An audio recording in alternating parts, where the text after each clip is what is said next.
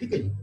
अच्छा, ये एक इम्पोर्टेंट होती है कि आपकी पल्स की डिस्क्रिप्शन आपको आनी चाहिए जनरल फिजिकल एग्जामिनेशन में। कार्डियो में और अच्छा सिखाया होगा डेफिनेटली आपको, ठीक है। तो ये बात निकली है, थोड़ा सा आगे लेके चले। तो अब आपने क्या किया, हैंड्स की एग्जामिनेशन की, ठीक है। पहले तो आपने जनरल इंप्रेशन ले लिया मरीज का, बैठा, सलाम किया, वालेकुम सलाम किया, आपकी बात को समझ रहा है, आप उसकी बात को समझ रहे हैं, इसका मतलब ओरिएंटेशन इज डिसाइडेड। आप कहाँ बैठे हैं, कि मैं कुर्सी पे बैठा हूँ या मैं अस्पताल में हूँ, इसका मतलब कि orientation with space and time. Hello, can you here, आप समझ रहे हैं, सुन रहे हैं मेरी बात को बेटा? Okay, thank you, thank you, thank you बेटा। अच्छा जी, तो ये पल्स के बाद जो है ना, आप पल्स पे हम बात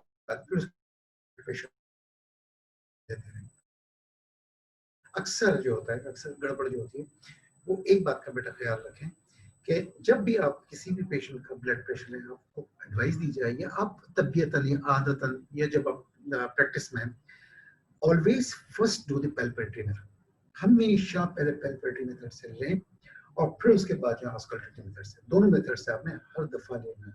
उसकी इंपॉर्टेंस है, तो डेफिनेटली क्लिनिकल इंपॉर्टेंस है, ठीक है।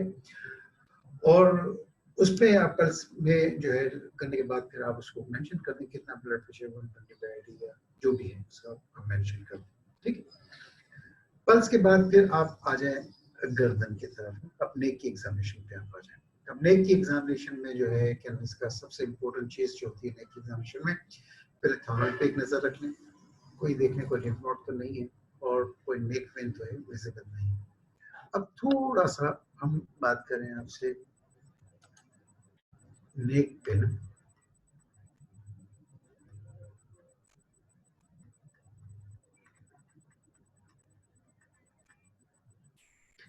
अब ये नेक वेन, ये आपके पास पेशेंट 45 है और हमने इसको 45 पे रखा है और ये इसकी हमने नेक वेन को देखी है, ठीक है। तो ये जेवीपी हो भी सकती है, जेवीपी नहीं भी हो सकती, ठीक है।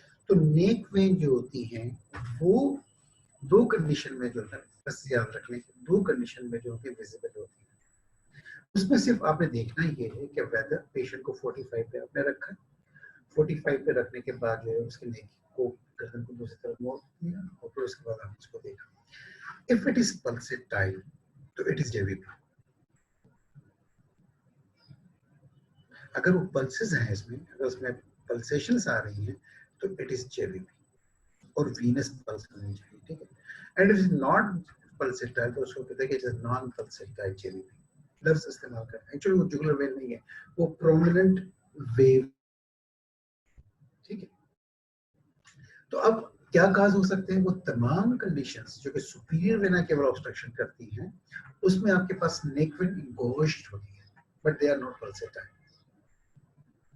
वो तमाम कंडीशन जो कि राइट साइडेड प्रॉब्लम कर सकती हैं, जैसे ट्राइकस्पेड स्टेनोसिस, ट्राइकस्पेड रिगर्जिटेशन या आपके पास राइट साइडेड फेलियर, तो उन सिचुएशंस में आपके पास पल्स तो मिलेगी, नेक वेन तो मिलेगी but they are the pulsatile. तो जेवीपी या नेक में दो तरीके की हो गई, एक पे पल्सेटाइल और एक हो गई नॉन पल्सेटाइल। पल्सेटाइल के काजेस में right sided problems, tricuspid stenosis, tricuspid regurgitation, pulmonary regurgitation, क्योंकि ये सारी के सारे राइट साइड के प्रॉब्लम्स हैं, ठीक है। या इवन के पेरिकार्डियल एफ्यूजन या कंस्ट्रक्टिव पेरिकार्डाइटिस, तो इनमें आपके पास जेवीपी मिलेगी क्योंकि प्रॉब्लम्स राइट साइड। वहां पे जहाँ के आपके पास नॉन पल्सेटाइल है तो you think about the superior vena के ऑब्स्ट्रक्शन हो सकती है। अब सुपीरियर वेना के ऑब्स्ट्रक्शन में जहां आपके पास और पिक्चर मिलेगी तो आप देखिए कि ये वेन्स जो है डायलेटेड ओवर द चेस्ट, ये चेस्ट पे जो है ये वेन्स जो है डायलेटेड, नेक पर भी है और इसके साथ साथ ये भी देखना है भाई, ये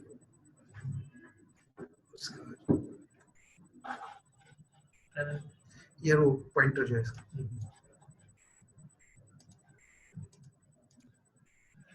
ठीक है। तो ये आप देख रहे हैं, ये नेक वेन्स हैं, ये नेक वेन्स हैं, ये डायलेटेड वेन्स हैं। तो पूरे अपर और लोअर चेस्ट पे जो डायलेटेड वेन्स नजर आ रही है, तो अगर ये नेक में नजर आती है तो it may be because of the superior vena cava obstruction. जैसे मिसाल के ब्रोंकोजेनिक कार्सिनोमा है या मीडियस्टल मास है या लिम्फोमा है, तो that may compress the superior vena cava is dilated और दूसरे कनेक्शंस के स्टार्ट हो जाते हैं, तो it may be present at the lower side, it may be present on the upper side. ठीक, ये नेक वेन्स के बारे में हो गए। अब इसी में आप जो है नेक में जो इम्पोर्टेंट होता है वो होता है कि अब ये it may B lymph nodes enlargement. Lymph node enlargement में क्या, ये आपके पास थोड़ा सा ये याद कर लीजिएगा, ये प्री ऑरिकुलर है, ये पोस्ट ऑरिकुलर है, इस जगह पर ऑक्सीपिटल होते हैं। ठीक है, ये आपके पास टॉन्सिलर्स हैं, ये सब मैंडिबुलर हैं, ये सब मेंटलर हैं, ये आपके पास एंटीरियर सर्वाइकल है या सुपरफिशियल, ये है आपके पास पोस्टीरियर सर्वाइकल है। ठीक है, ये आपके पास क्लेविकुलर है, सुप्राक्लेविकुलर है। तो आपने एग्जामिनेशन जो है उसमें देख लीजिएगा कि भाई लिम्फ नोड्स एंड, तो सबसे पहले आप फील करें, ऐसे करके यूं घुमाएगा, ऐसे यहाँ पे आपने देखना है, ये आपने फील करना है, फिर आप पोस्टीरियर ऑरिकुलर को आपने फील कर लिया, फिर आपने ऑक्सीपिटल को फील कर लिया, फिर आप सब मैंडिबुलर को फील कर लिया, फिर आप आगे की तरफ आ जाए तो ये आपने सबमेंटल को फील करें, फिर इसके बाद ये आपके पास जो मसल है स्टेनोक्लेडोमेस्टस, इसके आगे तो एंटीरियर सर्वाइकल, फिर इसके बाद सुपरफिशियल सर्वाइकल, फिर पोस्टीरियर सर्वाइकल, फिर सुप्राक्लेविकुलर, फिर इंफ्राक्लेविकुलर, फिर उसके बाद आपने यहाँ पे फील कर लिया, फिर आपने एक्सिलरी लिम्फ उसको फील कर लिया, और फिर उसके बाद आपने एपिट्रोपिक को पेनिट्रेट किया। तो ये आपके पास the way of the examination of lymph node. ठीक है, अब उन सिचुएशन में आपको पिक्चर कैसी मिलेगी वो जरा सा हम देख लेते हैं कि you may get this one, ये सर्वाइकल लिम्फेडेनोपैथी, ये पोस्टीरियर सर्वाइकल या लिम्फेडेनोपैथी, ये आपके सर्वाइकल लिम्फेडेनोपैथी इतनी ज्यादा है, माइट बी लिम्फोमा भी हो सकता है। ये बायलेटरल, इस तरफ भी लिम्फ नोड्स हैं, इस तरफ भी लिम्फ नोड्स हैं, इस तरफ भी लिम्फ नोड्स हैं, तो it may B A lymphoma. ठीक है, तो ये बायलेटरल सर्वाइकल लिम्फेडेनोपैथी, ये आपके पास पिक्चर्स है। ठीक, और इसके साथ साथ आप देख लें सामने थॉराइड है, क्योंकि थॉराइड ये भी सुपीरियर वेना केवा ऑब्स्ट्रक्शन की पिक्चर देख लें। ये पेशेंट का फेस जो है पुफी है, ये वेन्स है डायलेटेड, नेक वेन्स है डायलेटेड, मरीज बैठा हुआ है। अगर ये फुटिंग को होता कुछ और होता, मतलब जेवीपी होती तो हो सकता है कि ये बैठे, लेकिन कभी कभी जेवीपी यहाँ तक, but this is a non pulsatile, ये नॉन पल्सेटाइल होगा, और ये आपके पास हैंड में एडिमा है।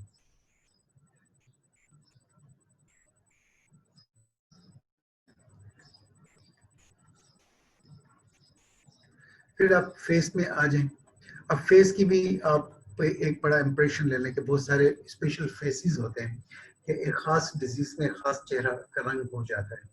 जैसे हिपोक्रेटिक फेस में क्या होता है कि पेशेंट को ये खौफ होता है कि मैं मर जाऊंगा, ठीक है, या अबाउट टू डाई, तो ये बहुत डिवेस्टेटिंग कंडीशन होती है कि जब हो सकता है वेस्टिंग हो जाती है, तो उसको हम कहते हैं hippocratic, but this is not hippocratic face, ये है मायोटोनियन डिस्ट्रोफी का।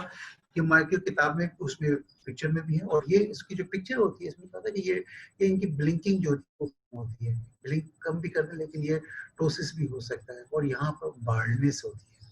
ठीक है, मसल टोन इनका इंक्रीज हो जाता है। ठीक है, टेस्टिकुलर प्रॉब्लम्स भी होते हैं, कंडक्शन प्रॉब्लम्स भी होते हैं, लेकिन फेस में जो ना यहाँ पर फ्रंट पे जो है आमतौर पर बार्डनेस होती है। ठीक है,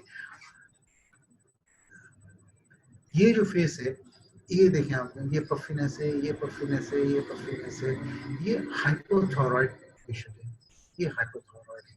ठीक है, वॉइस कोरे की होगी, पफी होगी, फीमेल्स होगी, मोटी सी होगी, कोल्ड इंटॉलरेंस होगा, कंस्टिपेशन होगी, ब्रेडिकार्डिया होगा, तो ये आपके पास हाइपोथायराइड फेस। ये देखिए, ये कुशिंग व्हाइट फेस है ना, ये चांद चेहरा से कारण की बात है, तो कुशिंग व्हाइट फेस।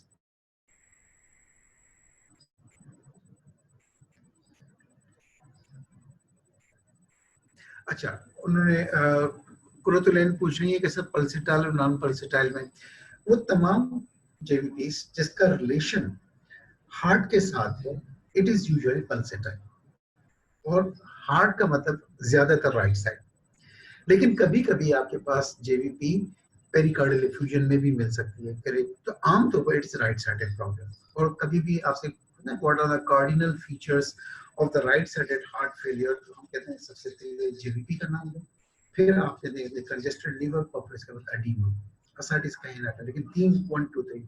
तो ये पल्सेटाइल है, उसमें आपके पास वेव्स हैं ए सी V और X descent और Y descent, A because of the atrial contraction, फिर B जो है आपके डायलिटेशन की वजह से, फिर एक X descent है, एक Y descent है। ये पूरी एक क्लास है जो कि कार्डियो वाले आपको पढ़ाएंगे जेवीपी। लेकिन अगर कभी आप इंटरेस्टेड हो, हमारे पास क्लासेस हुई, तो I will take at least 1 hour to teach the JVP, और वो इंशाल्लाह ताला जिंदगी भर के लिए काफी होता है।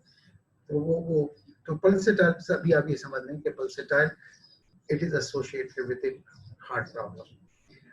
If it is non-pulsatile, it is usually suggestive of the other than heart problem. What's the most common cause मैंने अर्ज किया कि that is superior venical obstruction.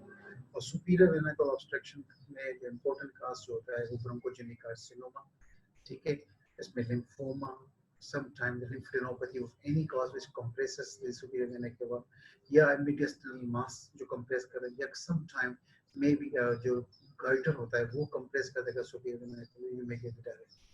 तो ये आपके पास ये होगा अपना क्रोथलिन। समझ में आया बेटा आपको पल्सेटाइल नॉन पल्सेटाइल?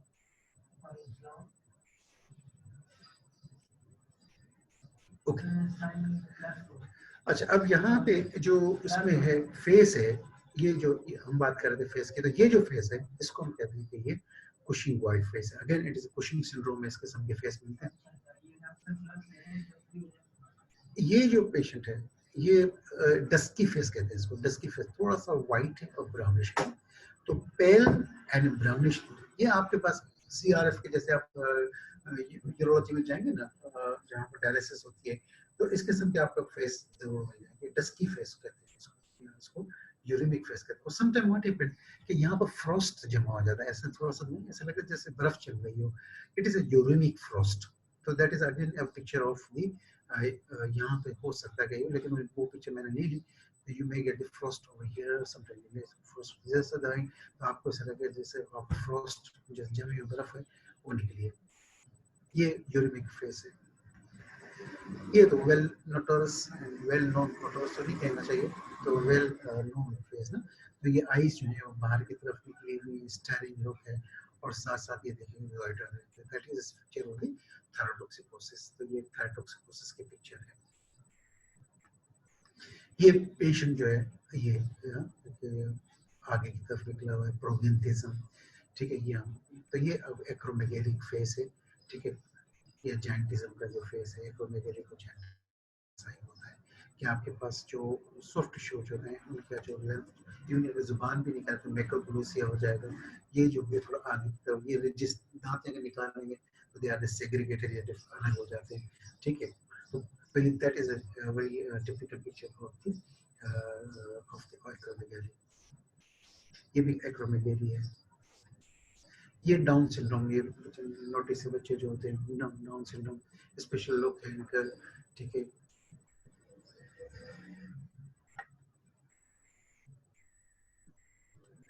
तो ये मुख्तलिफ फेस। अब इसमें कुछ बेटा टेस्ट ऐसे होंगे या कुछ फेसेस ऐसे होंगे वो विद एक्सपीरियंस आपको आ जाएंगे। जैसे मास्क फेस है, इंप्रेशन लेस फेस है, ठीक है। जैसे प्रेस फेस होते हैं और सोचने वाले फेस, वो पोस्चर के साथ बैठे होते हैं। एंशियस फेस होते हैं, बात से परेशानी वाले जो होते हैं, एंशियस लुक जिसको भी कहते हैं, वो होते हैं। फिर कभी कभी पार्किंसंस में होता है कि एक्सप्रेशन लेस फेस होता है पार्किंसंस डिजीज के अंदर। तो जैसे जैसे आप क्लिनिकल मेडिसिन पढ़ते जाएंगे और पेशेंट का एक्सपीरियंस बढ़ता जाएगा, आपका अपने आईक्यू बनता जाता है और आपकी जजमेंट स्टार्ट हो जाए। लेकिन बात ये कि जजमेंट बनने के लिए किसी ने अगर आपको सिखा दिया कि इतना हमने देखा था किताबों के जरिए, जो ये उस्तादों के जरिए पता चल गया, इससे आगे फिर आप जाते थे, फिर आपको इतनी मेहनत नहीं करनी पड़ती, फिर उसके आप अपना आईक्यू डेवलप होता है और अपनी जजमेंट स्टार्ट हो जाती है। तो you may look at the face और आप कंक्लूजन पे पहुंच सकते हैं। फिर इसके बाद आप जो है आइज की एग्जामिनेशन में, योर और नो एनीमिया देख लेते हैं, जॉन्डिस देख लेते हैं। एनीमिया देखना होता है तो हम क्या करते हैं कि मरीज को ऊपर देख लेते हैं, लोअर कंजक्टिवा में देते हैं, और जॉन्डिस देखने के लिए हम मरीज को कहते हैं कि इसके अपर लिड को उठा के आप नीचे देखें, तो जॉन्डिस है।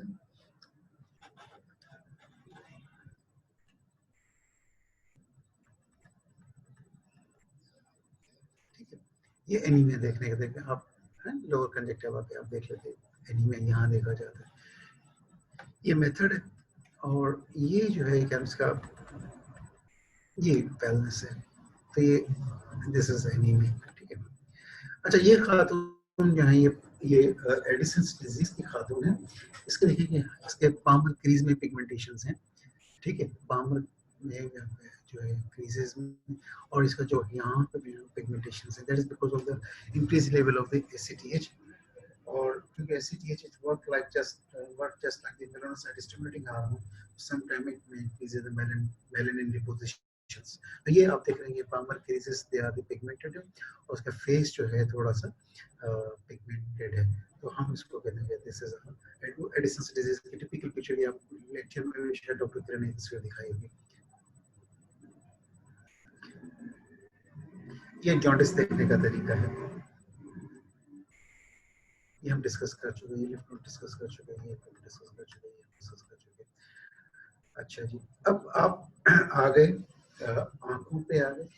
ठीक है, फेशियल एक्सप्रेशन पे आ गए। समटाइम फेशियल पैल्सी होती है जिसको तो बेल्स पैल्सी, इसमें थोड़ा सा deviate towards the heavier side ऐसा होता है, और आंख बंद होती है तो ये आंख कंप्लीटली क्लोज नहीं होती। ठीक है, समटाइम यहाँ पर जो आईब्रो होता है उस पर भी इम्पोर्टेंस आ जाती है, जैसे आपके पास lateral one third of eyebrow जो होती है हाइपोथायरायडिज्म में जो होती है वो खत्म हो जाती है। ठीक है, और इसके साथ साथ अगर यहाँ पर आप देखें तो जो जो कोलोस्मा या मेलोस्मा जो कि आपके पास hyper pigmented area, that may be because of the pregnancy और दिस सर्टेन फीमेल्स में आमतौर पे ऐसा होता है, मेल में भी हो सकता है, लेकिन फीमेल में आमतौर पर प्रेगनेंसी की वजह से या कॉन्ट्रासेप्टिव पिल्स की वजह से यू मे गेट पिगमेंटेशन हो रही है। और कभी कभी आपके पास बटरफ्लाई रेश ऑफ द एसएलई का जो है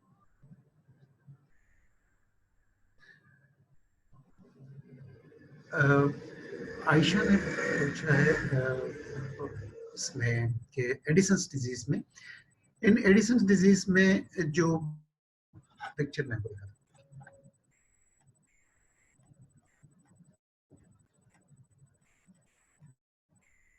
ये पिक्चर एडिसन्स में क्या होता है कि there is hypocortisolism, cortisol level कम होता है। Because of the hypocortisolism it may be because of the TB, it may be because of the histocytosis X, yeah, it may be because of the deposition of the malignancy, कहीं से mats जाके deposit हो जाए, और there is decrease secretion of the cortisol. जो decrease cortisol होगा तो cortisol को जो कंट्रोल करने वाला छोटे से आपको एसीटीएच में एड्रेनोकोर्टिकोट्रोपिक हार्मोन एसीटीएच होता है। एसीटीएच का structure just like the melanocyte stimulating hormone, तो ये वही काम करना शुरू कर देता है जो मेलानोसाइट स्टिमुलेटिंग हार्मोन करता है, जो कि मेलानिन की कंसंट्रेशन इन द सेल बढ़ा देता है। सेल को नहीं बढ़ाता वो, लेकिन मेलानिन की कंसंट्रेशन इन द सेल में बढ़ाता है। इसकी वजह से skin become slight black colour, वो थोड़ी सी ब्लैकिश सी नजर आती है।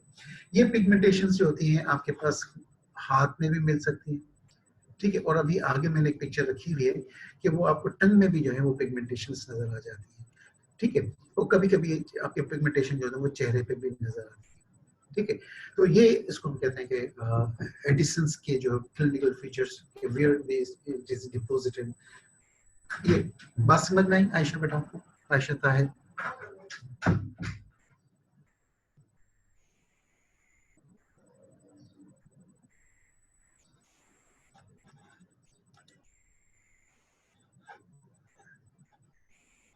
Just a minute.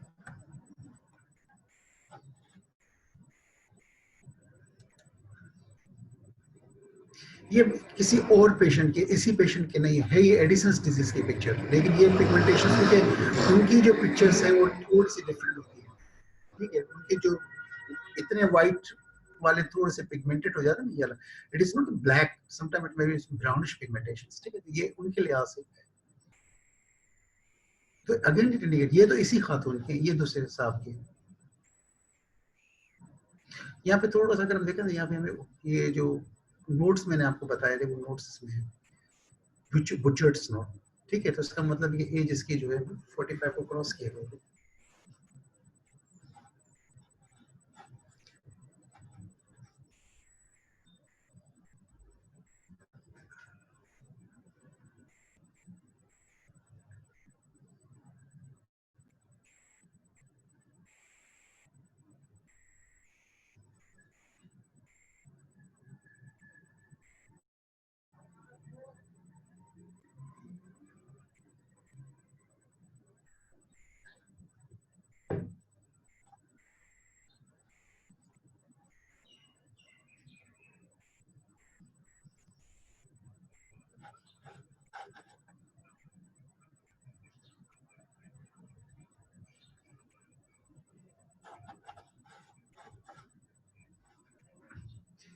यार ये जरा उसमें वो जरा यार मुझे दे देना, चैटिंग जो चैट चैट का अपनी।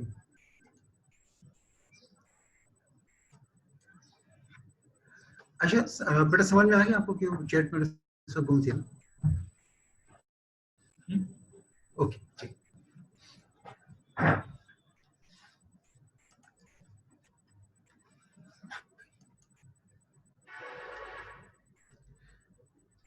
अच्छा यहाँ से आने के बाद फिर हम थॉराइड्स पे देखते हैं, और फिर उसके बाद आप चेस्ट अगर अलाउ होता है तो चेस्ट की एग्जामिनेशन, और फिर उसके बाद आप बैक की एग्जामिनेशन करें। बैक में पर्टिकुलरली जो सेक्रल एडिमा, लेकिन सेक्रम पे आप थोड़ा सा पुश करेंगे तो you see the sacral oedema. अब इन्हीं लिम्फ नोड्स में आप जो जैसे यहाँ से आपने pre auricular, post auricular, anterior cervical, पीछे occipital, anterior cervical, posterior cervical, superficial cervical, supraclavicular, infraclavicular और एक्सिलरी के चार ग्रुप्स देखने के बाद sometime you examine the heads, give the कुछ hints दे दिया करें, sometime generalise lymphadenopathy, you may get mesenteric lymphadenopathy, फिर आप inguinal lymph nodes को देख लें, पोप्लिटियल लिम्फ नोड्स को देख लें, और यहाँ पर है एपिट्रोक्लियर लिम्फ नोड्स को देख लें। तो ये एपिट्रोक्लियर लिम्फ नोड्स को भी देख लें आप, और फिर उसके बाद जो है ना आप आने के बाद फिर आप नीचे आ जाएं। नीचे आने के बाद जो है कि आप देख लें कि जो एडिमा है या नहीं है।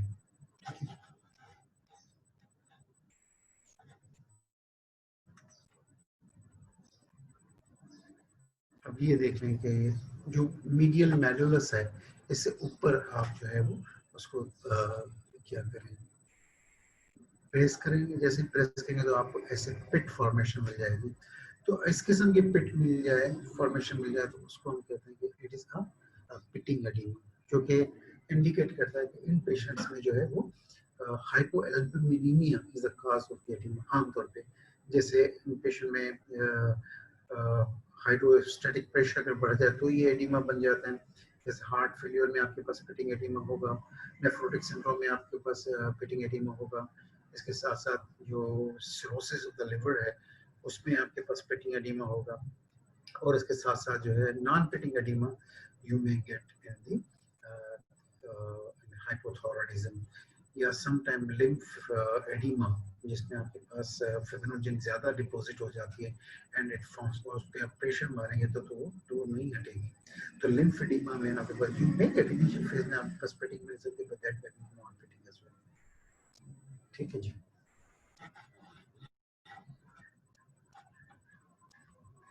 और ये सेक्रम पे मैंने आपसे कहा सेक्रल एडिमा भी हम इसको देख लेते इस तरीके से। अब इसको थोड़ा सा मैं यहाँ पे ये यहाँ पर जो नेल्स में जो ब्लूइश डिस्कलरेशन है दैट इज अ साइनोसिस। ठीक है, ये पेरिफेरल साइनोसिस है। लेकिन अगर पेरिफेरल साइनोसिस में अगर आपने हाथ रखा एंड दे आर वार्म, तो it is not the peripheral cyanosis, it is the central cyanosis. ठीक है। और दूसरे नंबर पर जो है अगर टंग की एग्जामिनेशन है तो tongue will be blue like that, ये टंग जो है वो ब्लू है, तो that is a central cyanosis जिसका शंट्स हैं, हार्ट डिजीजेज हैं, पल्मोनरी रेस्पिरेटरी फेलियर है, you may get a central cyanosis. ठीक है। और ये मैक्रोग्लोसिया क्या आपकी जो टंग जो पेशेंट की जो में बड़ी, जैसे पेशेंट इज हाइपोथायरॉइड, ये एक्रोमेगालिक है तो टंग जो है उसका साइज भी जो है इंलार्ज होता है। समटाइम मे बी जो अमाइलोडोसिस है, इसमें भी मे गेट द टर्न लार्ज में, ठीक है, तो मेटाबोलिज्म में हो सकता है। तो मीन टू से कि अगर हम डिस्कशंस करें तो एक एक टॉपिक के ऊपर हमारी जो है वो क्लास जो है वो आगे की तरफ जा सकती है। तो अगर बात को समाप्त करें चीजों को, और हम अपनी क्लास इसके जो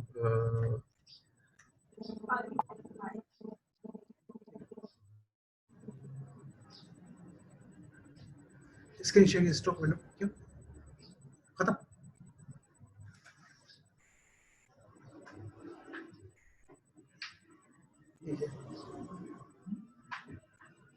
एक इम्पोर्टेंट बात जो है कि वो डिफरेंट पल्सेस हैं, they are very important.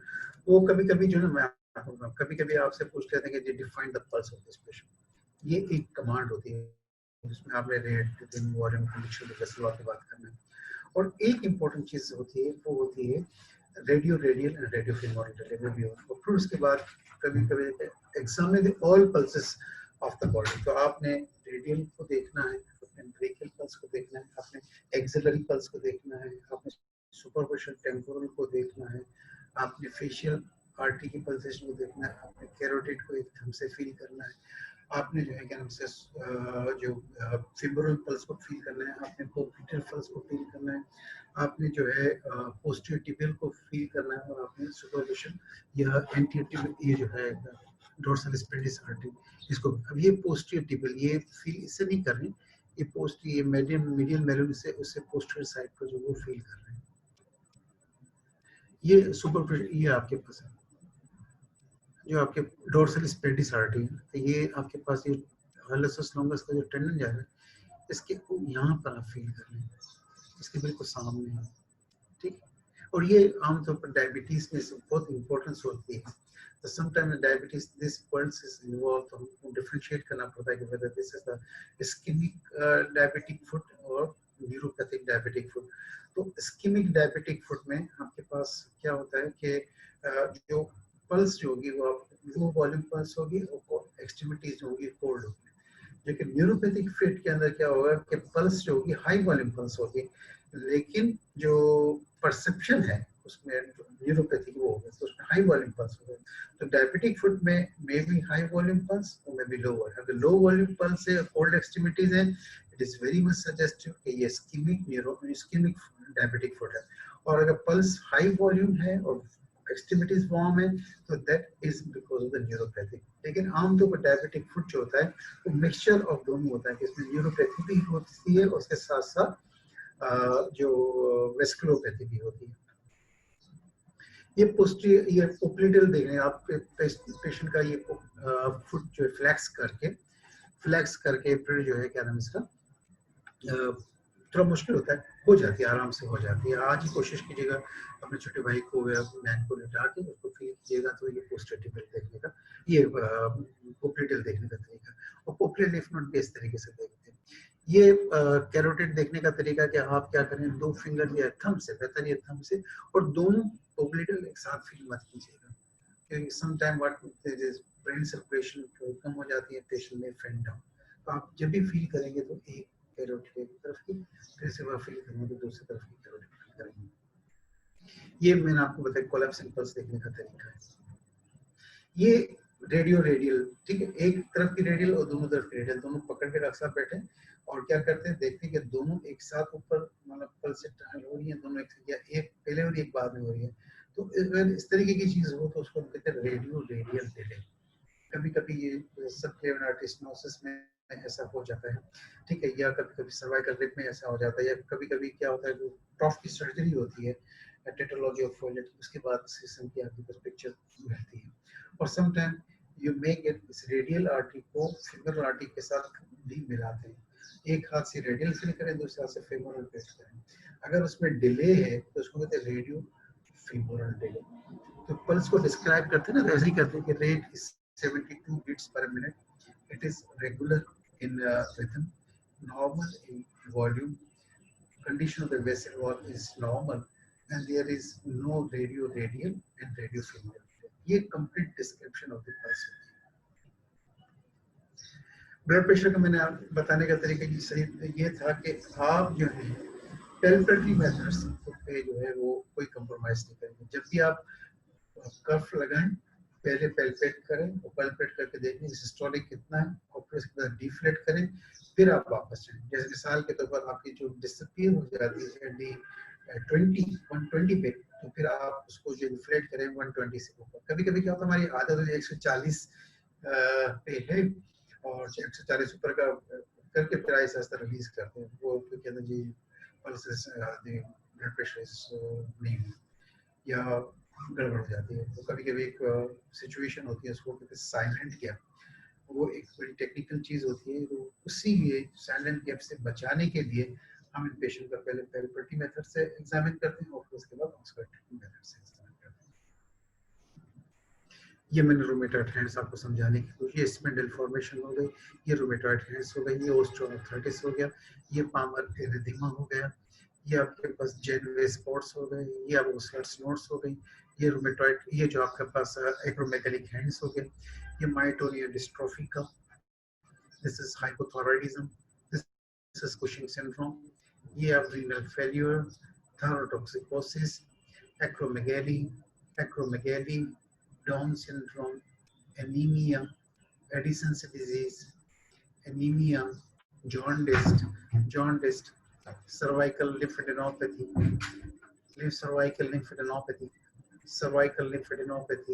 bilateral lymphadenopathy, high JVP in the heart failure or right side heart failure, superior vena cava obstruction with dilated veins, superior vena cava obstruction with dilated veins. Way to examine the edema, pitting edema, sacral edema, manifestation of the clubbing. This is a way of the Shamroth sign, clubbing, fluctuation test.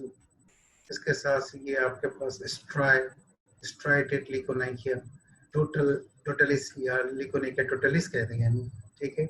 ये choleplakia, half and half nail, ये आपके पास splinter hemorrhage, ये आपका spitting of psoriasis, ये आपका onycholysis, maybe fungal infection, ये differentiating point, ये peripheral cyanosis है, ये peripheral cyanosis, ये central cyanosis, ये macroglossy.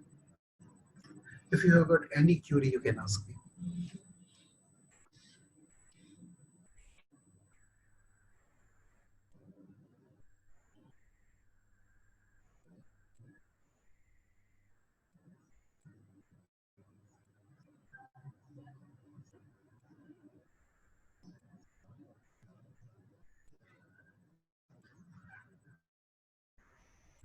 Any question?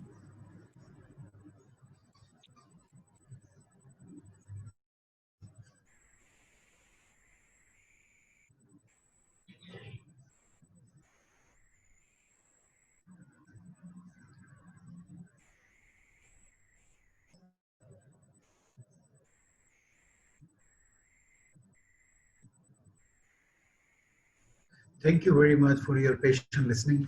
Thank you very much.